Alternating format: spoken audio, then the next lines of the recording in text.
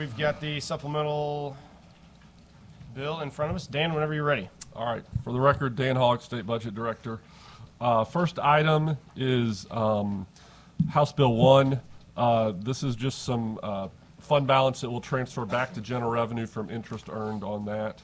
The second one is similar. This is for the stormwater control. This is interest earned that we will transfer back to GR, and because of that, in 2025, we'll have no House Bill 1. Page 5 is the summer EBT program. This is to get this started so that we can hopefully get it running this summer. This is the administrative cost for FTE. You'll see another item in DSS because of the way the federal program works. It's split between those two departments. Page 7, School District Trust Fund. This is Prop C, a 1% sales tax. It's coming in better than we thought, so we need to transfer more money to the schools. Special Education IDEA grant. We need some more authority in 24 because we didn't spend as much in 23 as we thought, so we need to push some authority in 24. Page 11, Early Childhood Special Education Grant. This is one you see every year in the supplemental. There's a court decision that says we have to pay the actual cost here, so we put an estimate in the budget and settle it up in the supplemental.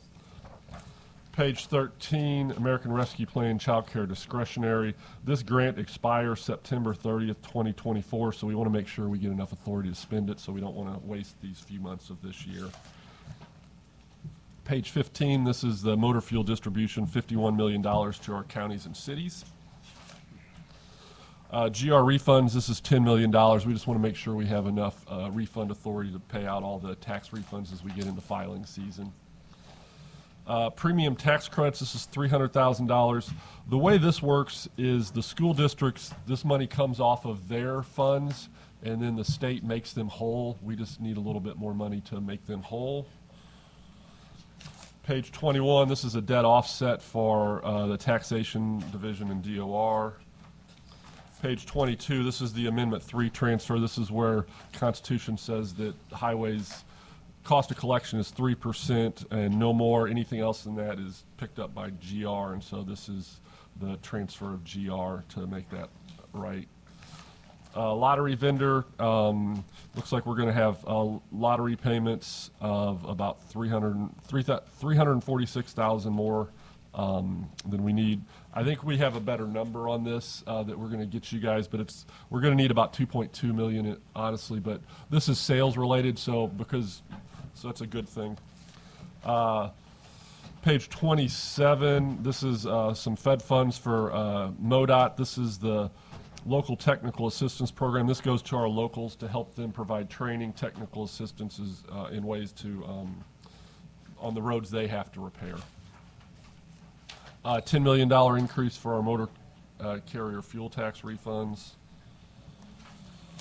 Page 31, this is some federal grant authority from the American Rescue Plan. It will help DOLR with fraud detection, identity verification, overpayment recovery, etc.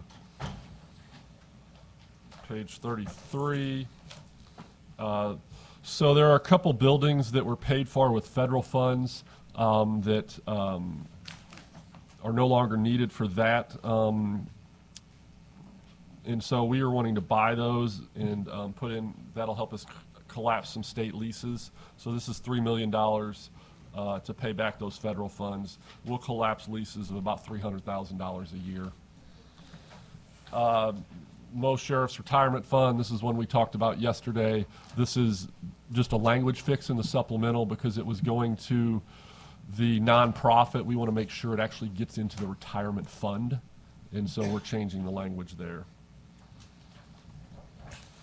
Page 37, when the pandemic first happened, there was some funds that came down that we distributed to non-entitlement cities. There was $731,000 of money that nobody ever claimed. They just didn't, so we have to send that back to the feds. The next one is Missouri Consolidated Health Care Plan, $14 million GR. Most of this is just because of sort of how we had the funds in there. We need more GR And you'll see on the next one, page 41, we only need 4.9 million more total authority. We just need to get the funds in the right place. So the fund mix was a little off. So that's what those 2 pages are. 43 is $58,000 to the Department of Ag for the foreign ownership of land. This is going to be enforcement of that within the department, 2 FTE. Page 45, meat and poultry inspection GR pickup. The feds are distributing less funds, and so we're having to pick that up with state funds.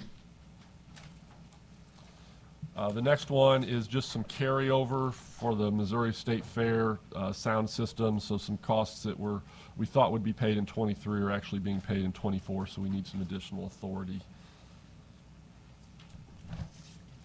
Page 50, marketing related costs. Again, this is bills that we thought would be paid in 23 spilled into 24. This is pretty common with tourism because their marketing contracts hit right at the end of the fiscal year, and so some of them we sometimes don't get the bill till the next fiscal year. 52, professional registration. This is basically moving money from some of the board funds to the big professional registration fund to pay for some of the overhead costs of the various small boards. Page 54 is helicopter engine maintenance. Again, this was due to supply chain issues, a carryover of costs from 23 to 24. 56 is the first we'll see of this. You'll see 3 of these. This is the transfer for the recreational marijuana to the 3 areas. This is the $5 million transfer to the veterans. Page 58 is DMH overtime, Senate Bill 367 in 2005. Made sure that we had to pay it instead of just giving them time off. Because of that, the General Assembly has put this into the supplemental so they can see that we're doing that every year. Page 61 is chip transfer. This is sort of a systems issue. DSS pays DMH based on the Medicaid eligibility in the DSS system, but DMH pays contractor providers based on the Medicaid eligibility in the DMH system, and so sometimes that makes the money go into the wrong fund. This is to just get it into the right place. Page 63, civil commitment legal fees. By statute, we have to reimburse prosecuting attorneys and sheriffs incurring expenses related to civil commitments. We have a little bit more than we thought, $127,000 more than we expected. Next one is a federal grant for perinatal psychiatry access program. This is for moms. It works to increase universal screening for maternal depression and related behavioral health disorders. Page 67. This is contracted staff for DMH. Ever since COVID, we've had difficulty keeping the number of nurses and that we need to keep wards open, so we've had to do the contract staff. It's going down, but this is what we need to finish out this year. We are paying it with some of their federal cash because this is, at least in the supplemental part of it, a one-time expense. Medical care costs. These are costs for our inpatient psychiatric hospitals when they have medical issues that need to be treated. You know, if they have a heart attack or that, we have to pay those costs, and so this is $720,000 for that. Page 72. This is just increased authority for the Children's Division transfer. This is basically a settle up with Children's Division and DMH for kids with developmental disabilities that we can use a DD waiver for them if they're in even though they're in the Children's Division. Page 75, this is utilization costs. There was a provider rate increase that we needed to get in here, and so this is a 25% increase in House Bill 10, and they cannot absorb that. Page 76, adult use cannabis. This is the second of the recreational marijuana transfers. This is for substance use disorders within Department of Health. Page 80, this is the transfer into that fund for all three of the transfers, the $15 million that we've seen two of the transfers so far. This is just a transfer into the fund. We'll see the public defender one here coming up. The next one is additional spending authority. This is just a non-count spending authority that we need for the Department of Social Services. Page 85, county detention payments. The statute requires payments to county youth detention programs for juveniles detained in the juvenile justice system. There was a rate increase there from $14 a day to $17 a day. We didn't get quite enough into the budget to cover it, so this is just to make up for that. Page 88, this is the summer EBT program that we talked about with the staff in DESE. This is the cost for the cards, processing the application and that. The actual money for the EBT cards comes straight from the feds onto those cards, so you won't see the actual dollars that the people use to buy the food in our state budget. We just have to do the administrative piece of it. Page 95, SNAP ARPA transfer. This is actually 2.4 of this is a transfer into GR, and 2.4 of this is a transfer into the DSS Fed Fund. This is because we are able to be reimbursed for some of our admin costs through ARPA, so this is just getting some more money back to general revenue. This is the pandemic EBT. This is not related to the summer EBT program that we just talked about.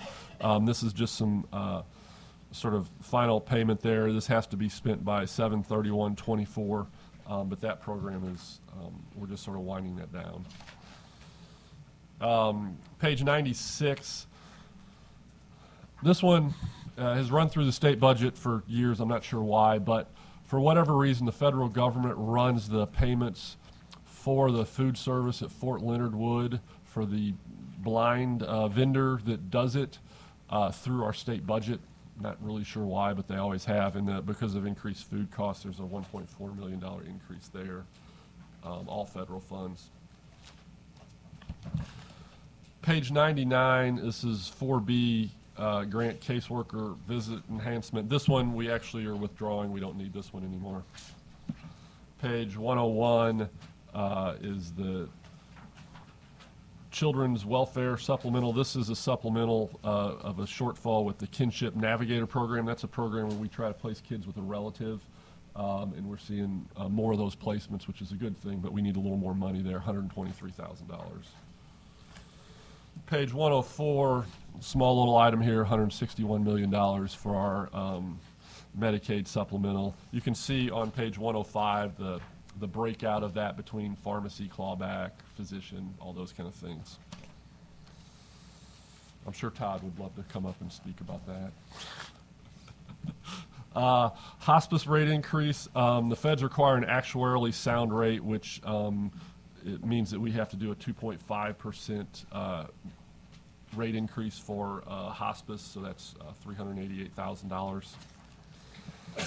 The next several are just going to be language changes. This is the Scott County Hospital. We're just changing the language. There were multiple medical centers that fit this description, so we're tightening that description to make sure it goes to the one intended. Same with the next one here, the SEMO Health Network. Language called it a hospital. It's actually an FQHC, so we're changing the language to make sure that that is compliant. The Katy Trail Health Clinic in Sedalia. There are multiple health clinics in Sedalia that fit the language currently, so we're going to tighten that language up.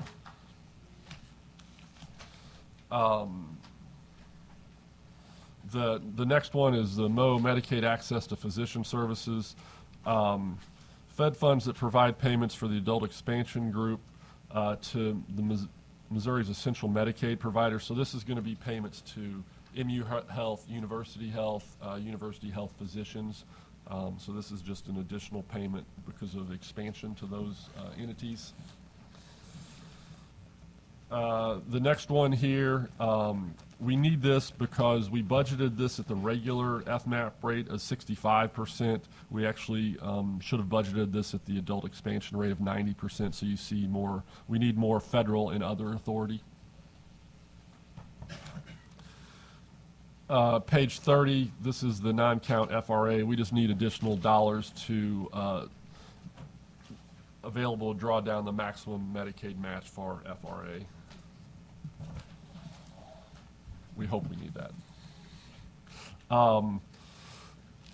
So now we are in the Secretary of State's. These are costs to be expected to be incurred. There's a federal lawsuit, and so there are some costs going on along there. So this is an increase to their E&E to help them with the cost of that federal lawsuit. The next one is an increase in federal funds authority for the state auditor. This is for the single state audit of all our federal funds. If we don't get them additional federal authority, they're going to have GR and other state funds subsidize that audit. Court reporter salary increase. This is Senate Bill 103 from last year that increased the court reporter salaries. I will say the difference between the department request and the what we recommended is this is sort of a tenure-based pay increase. They assumed everybody was at the top tenure rate that had 20 years of service. We went back and said that's probably not likely, so let's get a better number, and they worked with us, and so that's why we have the lower number. Public defender, this is the $5 million from recreational marijuana that goes to the public defender. That is the last of the recreational marijuana constitutionally required uses.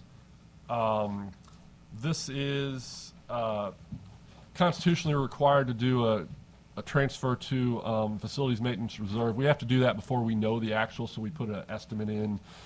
We need an extra $661,000 transferred to FMRF to meet that constitutional requirement. Page 143 is Superstart Preschool. This is just a language issue to make sure we can get it to the intended entity. And then I have, there's a governor's amendment on the supplemental.